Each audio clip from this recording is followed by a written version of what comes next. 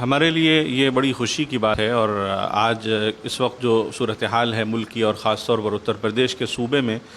جب سے حکومت کی طرف سے ایک یہ اعلامیہ جاری کیا گیا کہ حکومت غیر منظور شدہ مدارس کا سروے کر رہی ہے، اور 12 نکاتی پوائنٹ پر جو ہے سروے ہو رہا ہے، اور اس موقع سے بڑی ہلچل ہے مدارس کے مابین، خاص طور پر وہ مدارس جن کا ایک پرانا نظام اور خاص طور پر جو درس نظامی سے منسلک ہیں۔ حضرت مولانا سید سلمان حسینی ندوی صاحب دامت برکاتہم نے تقریباً 30 سال سے یہ ایک نعرہ لگایا، بلکہ اس کو عملی طور پر تطبیقی شکل میں پیش کر کے دکھایا کہ ایک وحدانی نظام تعلیم ہو جس میں دینی تعلیم کے ساتھ ساتھ عصری مضامین کو بھی شامل کیا جائے، اور آپ نے جو جامعہ سید احمد شہید قائم فرمایا اس میں عملی طور پر اس کو نافذ بھی کیا کہ NCERT کا کورس جس کو گورنمنٹ 2020 پالیسی میں اب لاگو کر رہی ہے پورے ملک کے اندر، یہ دور اندیشی کہی جائے گی اور اللہ کا فضل کہا جائے گا۔ یہ فراست ایمانی ہے کہ تقریباً 25 سال پہلے حضرت مولانا نے جو فیصلہ فرمایا نصاب تعلیم میں جس کو شامل فرمایا NCERT کے کورس کو، وہ اب 2020 پالیسی میں گورنمنٹ کی طرف سے پورے ملک میں نافذ کیا جا رہا ہے۔ مختصراً ہم حضرت مولانا سے اس وقت سوال یہ کرنا چاہتے ہیں کہ اس وقت کے جو مدارس کے سروے کے پس منظر میں، اور خاص طور پر آج جو دارالعلوم دیوبند میں ایک اجلاس ہوا تھا جس میں حضرت مولانا ارشد مدنی صاحب دامت برکاتہم نے یہ بات فرمائی پوری وضاحت اور صراحت اور پوری شدت کے ساتھ کہ انشاءاللہ اگلے سال سے دارالعلوم دیوبند اس طالب علم کا ایڈمیشن نہیں لے گا جو ہائی اسکول پاس نہ ہو، اور ہائی اسکول کی تعلیم دارالعلوم دیوبند میں لازم کر دی جائے گی۔ یہ بہت بڑا چینج ہے، اور یہ بہت بڑا موومنٹ ہے، اور یہ بہت بڑی تبدیلی ہے۔ آئیے اس تبدیلی کے سلسلے میں حضرت مولانا کی رائے ہم لوگ جاننا چاہیں گے۔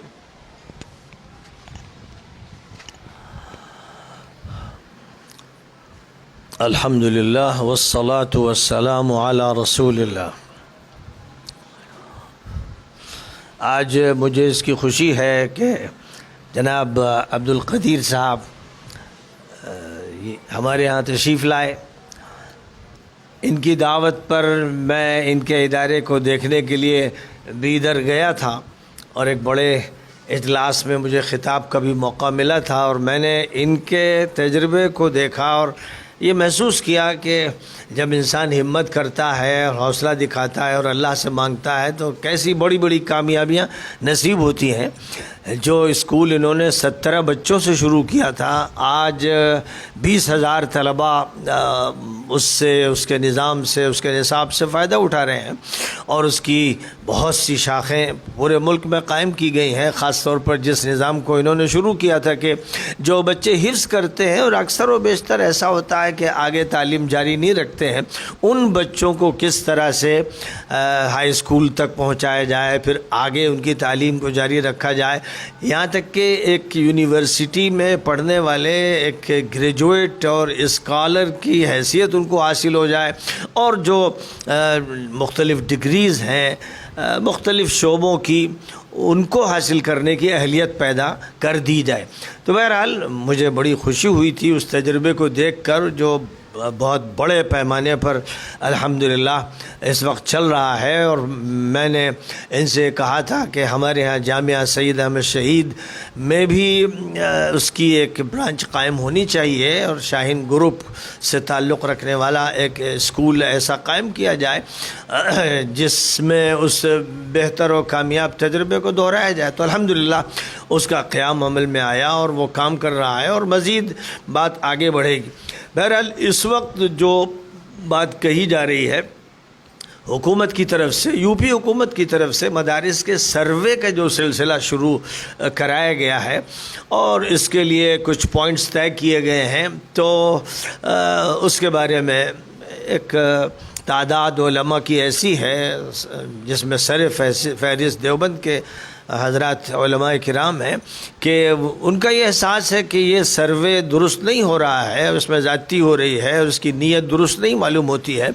یہ تاثرات جمعیت العلماء کے دلی کے اجتماع میں ظاہر کیے گئے، اور اس کے بعد آج کی تاریخ میں جو اجتماع دیوبند میں منعقد ہونا تھا اور ہوا، اس میں جو باتیں سامنے آئیں وہ بہت کچھ بدلی ہوئی ہیں، اور یہ مثبت تبدیلی ہے۔ بہرحال مجھے تو خاص طور پر یہ کہنا ہے کہ اس موضوع پر میں ایک طویل عرصے سے بات بھی کر رہا ہوں اور اس موضوع پر مجھے اس کی بھی توفیق ملی کہ میں نے ایک کتاب تصنیف کی کہ ہمارا نصاب تعلیم کیا ہو. یہ کتاب میں نے آج سے 25-30 سال پہلے لکھی، اور تاکہ یہ معلوم ہو جائے کہ اس کتاب میں جو تجاویز میں نے مدارس کے سامنے رکھی تھیں کہ مدارس کو اپ ٹو ڈیٹ ہونا ضروری ہے، اور مدارس کے لیے نمونہ نہ دیوبند ہے، نہ ندوہ ہے، نہ اور کوئی ادارہ ہے. مدارس کے لیے جو نمونہ ہے وہ آقا نامدار حضرت محمد مصطفیٰ صلی اللہ علیہ وسلم کے مدرسے کا ہے. اور اگر نبی پاک علیہ الصلاۃ والسلام کے مدرسے کو سامنے رکھ کر عمل کیا جائے تو اس کا نتیجہ یہ ہوگا کہ ایسے افراد پیدا ہوں گے جن سے ابو بکر صدیق کی یادیں تازہ ہو جائیں گی، عمر فاروق کی یادیں، عثمان ابن عفان کی یادیں، علی حیدر کرار کی یادیں تازہ ہو جائیں گی. یعنی ان کے شاگرد تیار ہوں گے، ایسے افراد تیار ہوں گے جو ملکوں کو، تہذیبوں کو، تمدنوں کو، زبانوں کو فتح کر لیں گے جیسے انہوں نے فتح کیا تھا. تو ہونا یہ چاہیے کہ ہماری توجہ اصلاً اسوہ نبوی پر مرکوز رہے، اور جو مدرسہ نبوی اور صفہ نبوی تھا جس کی طرف ہم نسبت کرتے ہیں، لیکن یہ نسبت جعلی ہوتی ہے، جھوٹی ہوتی ہے، ادعائی ہوتی ہے، نمائشی ہوتی ہے، اور صرف تماشے کے لیے ہوتی ہے. ورنہ اگر حقیقی نسبت اختیار کی گئی ہوتی تو آج صورتحال کچھ اور ہوتی. میں ایک مثال دیتا رہتا ہوں کہ 1919 میں جمعیت العلماء کا قیام ہوا جس کا اس ملک کی آزادی میں بڑا کردار ہے، اور 1925 میں RSS کا قیام ہوا جس کا ملک کی آزادی میں کوئی کردار نہیں ہے، لیکن RSS پورے ملک پر غالب ہوئی اور اس کے بے شمار ادارے ہیں اور ہر نوعیت کے اس کے شعبے موجود ہیں. اور جمعیت العلماء کا حال یہ ہے کہ اب ایسا لگتا ہے کہ وہ نئی غلامی کے دور میں داخل ہو گئی ہے اور چاروں طرف سے گھری ہوئی ہے. یہ کیوں ہوا؟ یہ صرف اس لیے ہوا کہ جو طریقہ کار اختیار کیا گیا تھا اسی کو آخری سمجھ لیا گیا، اور اسوہ نبوی کو ملحوظ نہیں رکھا گیا، اسوہ صدیقی کو، اسوہ فاروقی کو، اسوہ عثمانی کو، اسوہ علوی کو درکنار کر دیا گیا. صحابہ کی صرف باتیں کی جاتی ہیں، ان کے عمل کو اختیار نہیں کیا جاتا. اگر صحیح طور پر اس نہج پر کام ہو رہا ہوتا تو یہ ملک ہمارے ہاتھ میں ہوتا، اور ہم انگریزوں کو اس ملک سے بھگاتے، پھر اس ملک کو نئے سرے سے ہم علم سے، تہذیب سے، تمدن سے روشناس کراتے اور ہم قیادت کرتے. لیکن بہرحال جو ہوا سو ہوا. اب میں 25 سال سے جو بات کہہ رہا ہوں کہ مدارس میں بہت بڑی تبدیلیوں کی ضرورت ہے، نصاب میں ضرورت ہے، نظام میں ضرورت ہے، اور نصاب اور نظام میں ہر 5 سال پر غور ہونا چاہیے، اور غور مجددانہ اور مجتہدانہ ہونا چاہیے. مقلدانہ جو سوچ ہے وہ بہت ہی بیمار سوچ ہے اور کینسر زدہ سوچ ہے. جو لوگ اس پر قائم رہتے ہیں وہ زوال کے شکار ہوتے ہیں، اور جو مجددانہ اور مجتہدانہ فکر رکھتے ہیں اللہ تعالیٰ ان کے لیے راستے کھولتا چلا جاتا ہے. تو بہرحال میں نے بہت سی چیزیں، بہت سے موضوعات پر اس کتاب میں گفتگو کی، اور نبی پاک علیہ الصلاۃ والسلام کے دور سے آغاز کرتے ہوئے بعد کے دوروں میں جو نظام تعلیم رہا، نصاب تعلیم رہا، اس ملک میں جو نصاب اور نظام رہا اس کا جائزہ لیتے ہوئے اس دور کے دیوبند اور اس دور کے ندوے کا جائزہ لیا اور دیگر اداروں کا جائزہ لیا. اور میں نے یہ بات کہی تھی مولانا مناظر احسن گیلانی رحمۃ اللہ علیہ کے حوالے سے اور مولانا ابوالکلام آزاد کے حوالے سے کہ درس نظامی اپنے دور کا اپ ٹو ڈیٹ نظام تھا جب وہ قائم ہوا. تو مولانا گیلانی کا یہ کہنا ہے کہ ہمیں دینیات کے لیے چند کتابیں کافی ہیں. مثلا انہوں نے 3 کتابوں کا ذکر کیا تھا کہ ہمارے درس نظامی میں 3 کتابیں دینیات کی تھیں، باقی 30-35 کتابیں عصری علوم کی تھیں. لیکن اس کے بعد عصری علوم میں تبدیلیاں آتی گئیں اور ہم بچھڑے پن کے شکار رہے. تو مولانا نے یہ بات کہی تھی کہ ہائی اسکول لیول تک ہمارے ہاں تعلیم ایسی ہونی چاہیے جو عصری تعلیم ہو، جس میں دینیات پڑھائی جائے، دینیات کا ایسا کورس ہو کہ جس سے آدمی اپ ٹو ڈیسی حاصل نہ کر سکے، اپنے دور کو بھی نہ سمجھے اور اپنے دور کی اصطلاحات کو بھی نہ سمجھے، تو اس کا نتیجہ یہ ہوتا ہے کہ میوزیم میں رکھے جانے والے لوگ تو پیدا کیے جا سکتے ہیں اور مقلد جامد تو تیار ہو سکتے ہیں، لیکن جو کیڈر درکار ہے وہ تیار نہیں ہوتا ہے۔ تو یہ بات اتنی قدیم، یعنی یوں سمجھیے 1950 کے دور کی یہ باتیں تھیں، اور میں نے ان باتوں کو دہرایا 80 کی دہائی میں، 90 کی دہائی میں، اور میں یہ دکھا دوں کہ مولانا ابو الحسن علی ندوی رحمۃ اللہ علیہ نے اس پر مقدمہ لکھا، اور اس مقدمے میں مولانا ابو الحسن علی ندوی رحمۃ اللہ علیہ نے یہ لکھا، یہ 99 کا ان کا مقدمہ ہے، بالکل آخری دور کا، جس میں انہوں نے یہ تلقین کی مدارس کے محتمم صاحبان کو اور تعلیم کی ذمہ داری سنبھالنے والوں کو کہ جو تجویزیں اس کتاب میں دی گئی ہیں ان کو اختیار کیا جائے۔ مولانا کی یہ نصیحت تھی، لیکن یہ افسوس کی بات ہے کہ نہ ندوے نے مولانا کے بعد ادھر توجہ کی اور نہ دیوبند نے توجہ کی۔ میں نے 2002 میں جامعہ سید احمد شہید میں ایک عالمی تعلیمی کانفرنس کی تھی، اور اس موقع پر مولانا ارشد مدنی دامت برکاتہم بھی تشریف لائے تھے، لیکن ان کا یہ کہنا تھا کہ ہمارا جو قدیم نظام ہے وہ کافی ہے۔ آج جب مدارس کے سروے کی بات ہو رہی ہے اور دیوبند میں اجلاس ہوا، تو مولانا ارشد مدنی دامت برکاتہم نے جو اعلان کیا کہ اب ہم دیوبند میں یہ شرط رکھیں گے کہ طلباء ہائی اسکول کی تعلیم حاصل کر کے دیوبند آئیں۔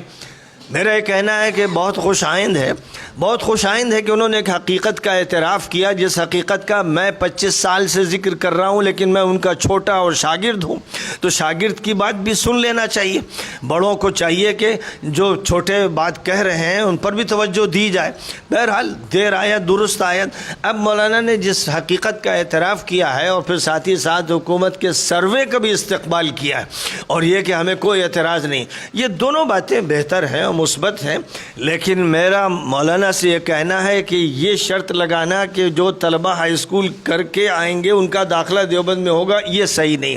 ان کو چاہیے تھا کہ یہ کہیں کہ دیوبند میں ہائی اسکول کی تعلیم دیوبند کی دیگر تعلیم کے ساتھ، یعنی جو نصاب چل رہا ہے اسی کے ساتھ چلتی رہے گی۔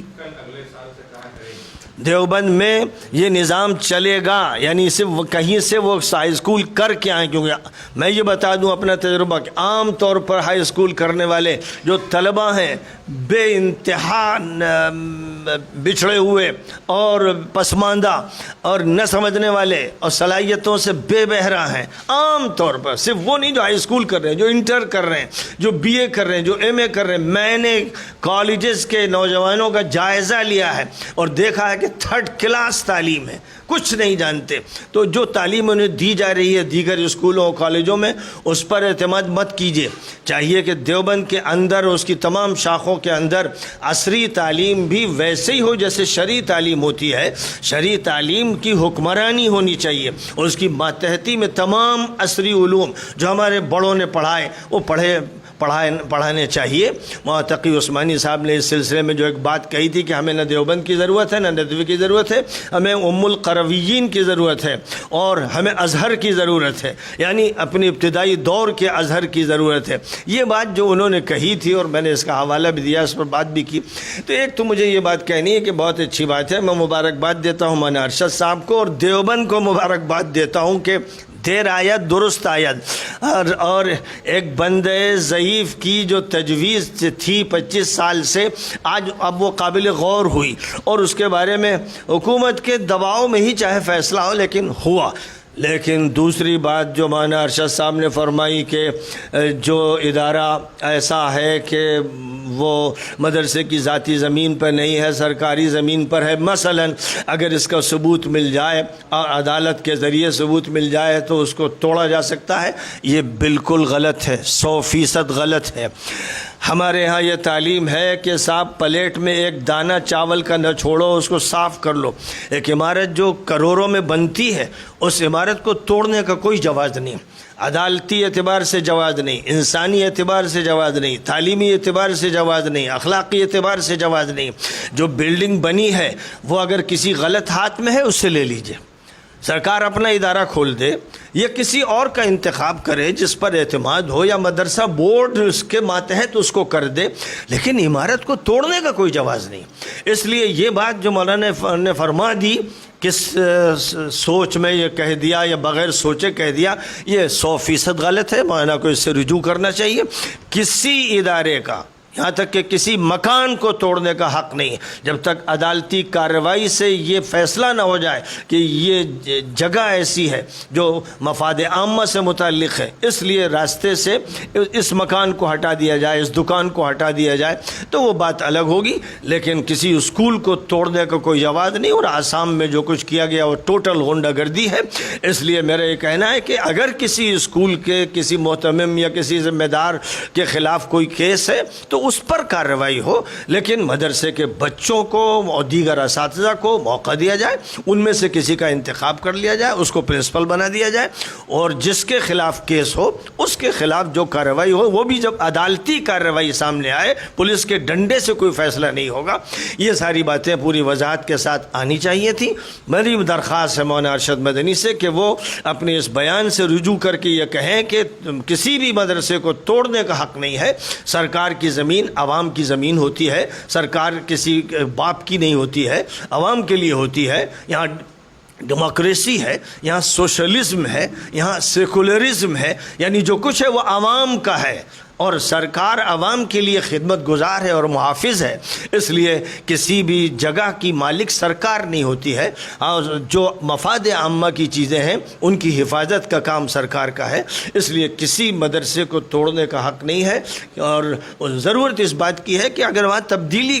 मतलूब है तो तब्दीली की जाए, फ़र्द की तब्दीली, कमेटी की तब्दीली मकसूद है तो की जाए, बच्चों को नुकसान न पहुँचाया जाए, बच्चियों को नुकसान न पहुँचाया जाए, और उस इलाके के जो भी स्टूडेंट्स हैं उनको कोई नुकसान न पहुंचना चाहिए। और इमारत जो लाखों करोड़ों में बनती है उसको हरगिज़ नहीं तोड़ना चाहिए, इल्ला ये कि वो इमारत रोड में आ रही है, मफाद आम्मा से उसका ताल्लुक़ है, तो वो कोई सी इमारत हो, मकान हो, दुकान हो, मंदिर हो, उसको तोड़ा जा सकता है। लेकिन किसी मदरसे को तोड़ना इसलिए कि उसमें एक आदमी पकड़ लिया गया, उसका अलकायदा से ताल्लुक़ था, उसका अलकायदा से ताल्लुक़ साबित हो जाए, उसको जो सज़ा मिलनी चाहिए, जो कानून कहता है, जो अदालत कहती है, वो दी जाए, लेकिन मदरसा तोड़ने का कोई जवाज़ नहीं है। ये चंद बातें थी जो